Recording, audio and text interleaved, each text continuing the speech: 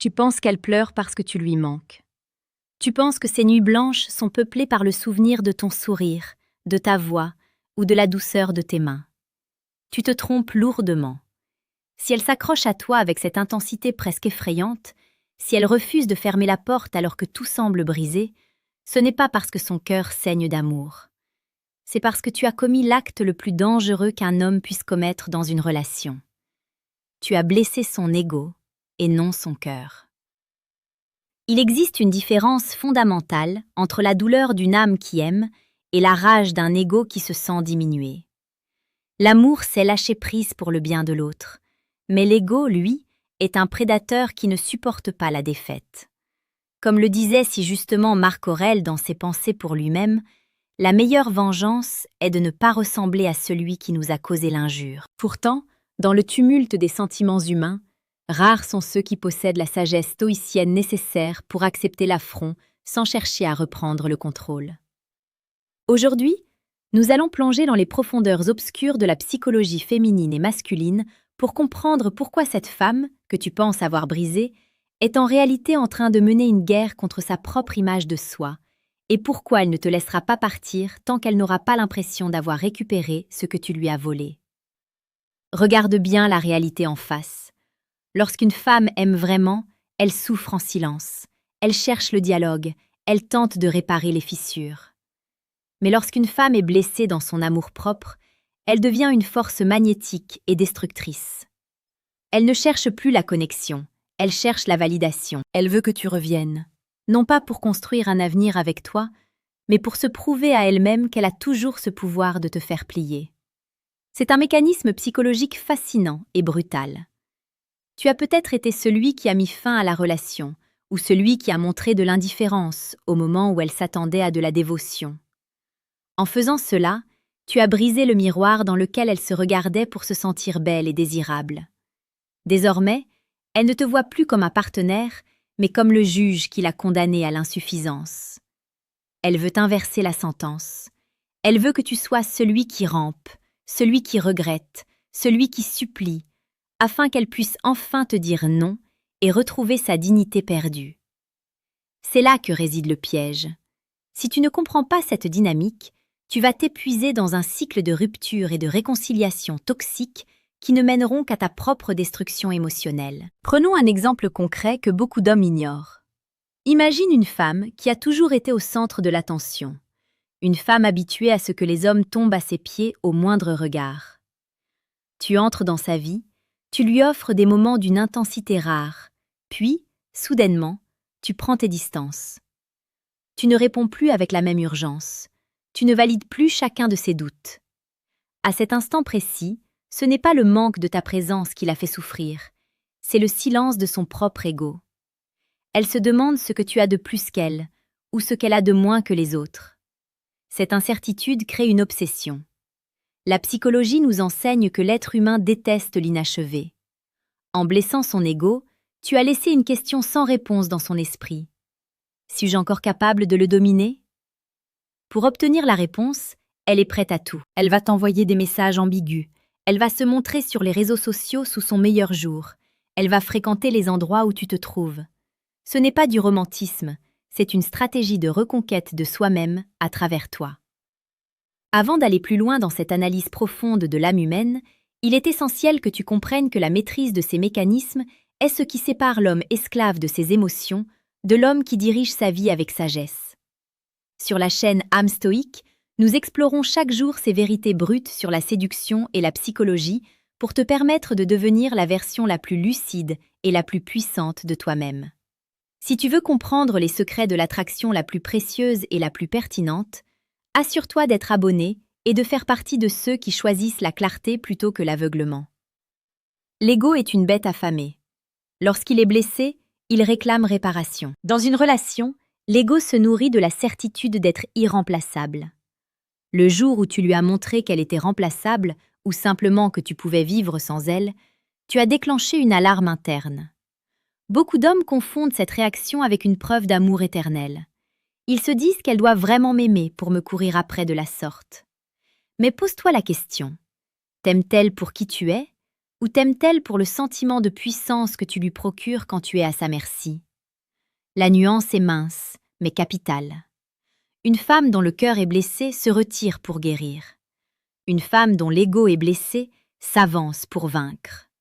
Elle ne peut pas te laisser partir, car ton départ est une preuve de son échec. Elle a besoin de te ramener dans ses filets pour pouvoir un jour partir la première. C'est une question de survie narcissique. Tu dois comprendre que la séduction n'est pas qu'une affaire de fleurs et de mots doux. C'est un rapport de force constant, souvent inconscient, entre deux volontés. En touchant son ego, tu as involontairement créé une dépendance. C'est ce qu'on appelle l'investissement émotionnel par la frustration. Plus tu lui échappes, plus elle investit d'énergie pour te rattraper, et plus elle investit, plus elle se convainc qu'elle tient à toi. C'est un cercle vicieux. Elle finit par confondre l'adrénaline de la chasse avec la profondeur de l'attachement. Mais au fond d'elle, la rancœur couve. Si tu cèdes et que tu reviens sans poser de conditions, sans affirmer ta propre valeur stoïcienne, elle finira par se lasser de toi dès qu'elle aura senti qu'elle a repris le dessus. L'ego satisfait n'a plus besoin de sa proie. C'est ici que la sagesse ancienne intervient. Les stoïciens nous apprennent à ne pas dépendre de l'opinion d'autrui et à ne pas chercher notre valeur dans le regard de l'autre. Cependant, dans le monde de la séduction moderne, la plupart des gens sont esclaves de leur image. Pour naviguer dans ces eaux troubles, tu dois rester l'ancre. Tu dois être celui qui ne se laisse pas manipuler par les larmes qui cachent de la colère, ni par les promesses qui cachent un besoin de contrôle. Tu dois être capable de discerner si elle cherche ton cœur ou si elle cherche simplement à soigner sa blessure d'orgueil. Si tu sens que son insistance est motivée par la vanité, alors ta seule option est de rester de marbre. Le silence est ton arme la plus puissante. Non pas un silence punitif, mais un silence protecteur. À ce stade de ta réflexion, tu te demandes peut-être comment agir pour ne plus jamais tomber dans ces pièges émotionnels et comment devenir celui qui maîtrise les règles du jeu plutôt que de les subir. Si tu ressens le besoin d'aller plus loin, d'acquérir une connaissance plus tranchante et sans filtre sur les relations humaines, je t'invite à cliquer sur le deuxième lien en description de cette vidéo. Tu y trouveras le manuel brutal du séducteur stoïque. Ce livre n'est pas pour tout le monde. Il est réservé à ceux qui sont prêts à voir la réalité telle qu'elle est, sans phare et sans excuse, pour transformer leur vie sentimentale en un terrain de victoire personnelle. Continuons notre exploration. Pourquoi le fait de blesser l'ego crée-t-il une attraction si intense? C'est parce que l'ego déteste l'incertitude. Dans le quotidien, nous avons besoin de nous sentir en contrôle de notre environnement. Quand une femme sent qu'elle a perdu l'ascendant sur un homme, son cerveau entre en mode de résolution de problèmes. Elle va analyser chaque détail, repenser à chaque discussion, chercher la faille.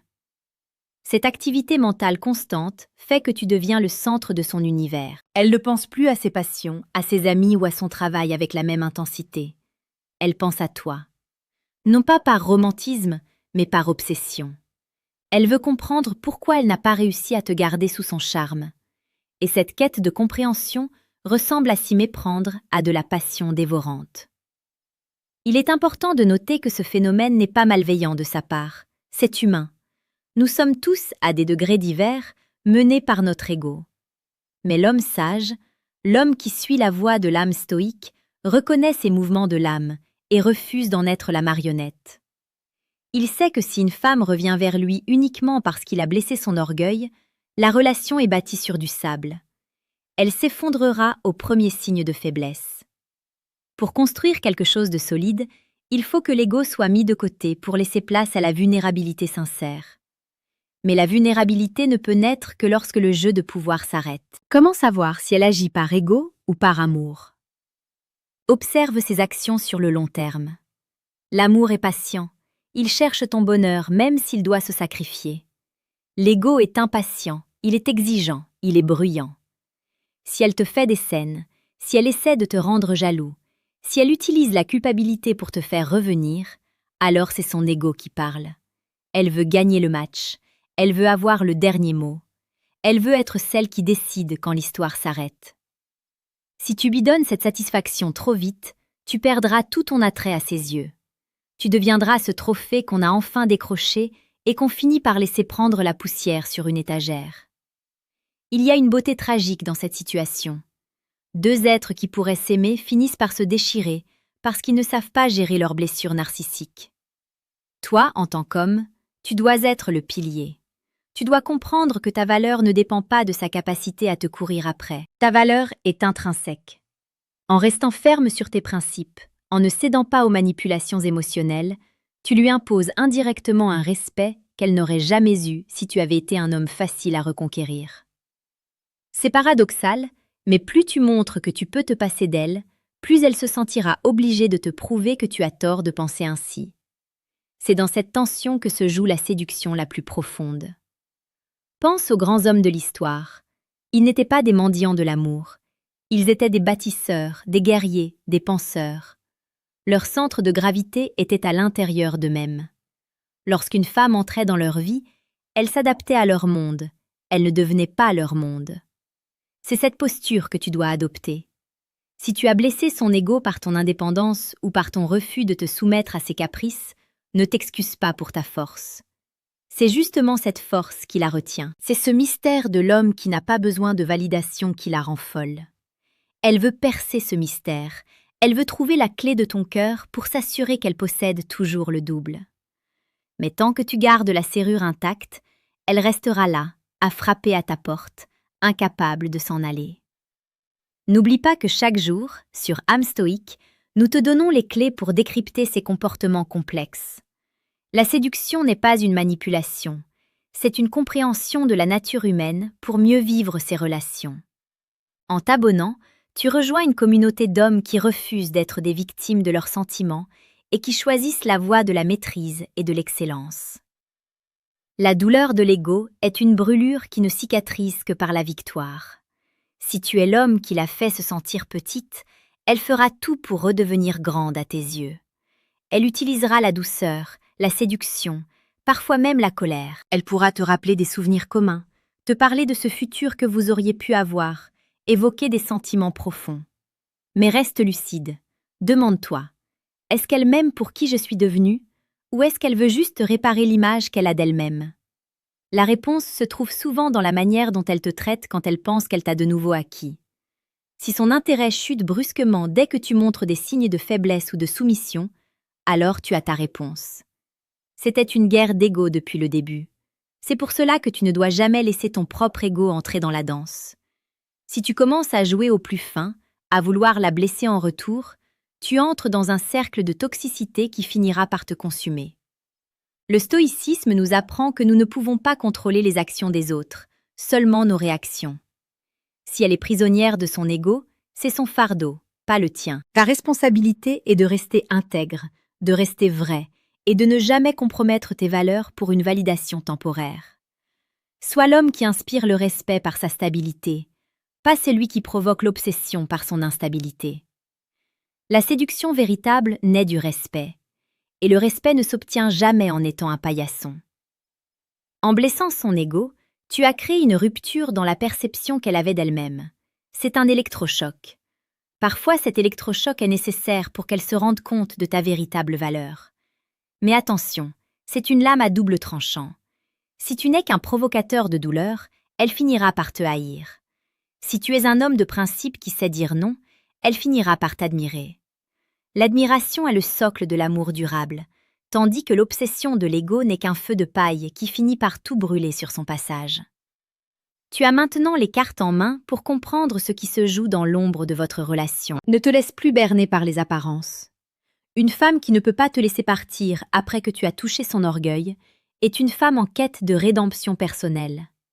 À toi de décider si tu veux être son sauveur, son adversaire, ou simplement l'homme qui continue son chemin, fier et inébranlable. La vie est trop courte pour la passer à soigner les blessures d'ego des autres au détriment de ta propre paix intérieure. En conclusion, souviens-toi que la puissance d'un homme ne réside pas dans sa capacité à briser les autres, mais dans sa capacité à se construire lui-même. Si elle s'accroche parce que son ego saigne, c'est le signe que tu as une influence massive sur elle. Utilise cette influence avec sagesse et bienveillance, mais ne te laisse jamais enchaîner par ses besoins de validation. Sois le maître de ton destin, le capitaine de ton âme, et laisse les jeux de pouvoir à ceux qui n'ont pas encore découvert la force du silence et de la retenue. Reste stoïque, reste fort, et n'oublie jamais que le véritable amour n'a pas besoin de vaincre pour exister. Il se contente d'être dans la liberté et le respect mutuel. Va de l'avant, réfléchis à ce que tu as entendu aujourd'hui et agis avec la certitude d'un homme qui sait exactement où il va. Ta vie, tes règles, ton âme. C'est ainsi que tu laisseras une trace indélébile, non pas dans l'ego d'une femme, mais dans l'histoire de ta propre existence.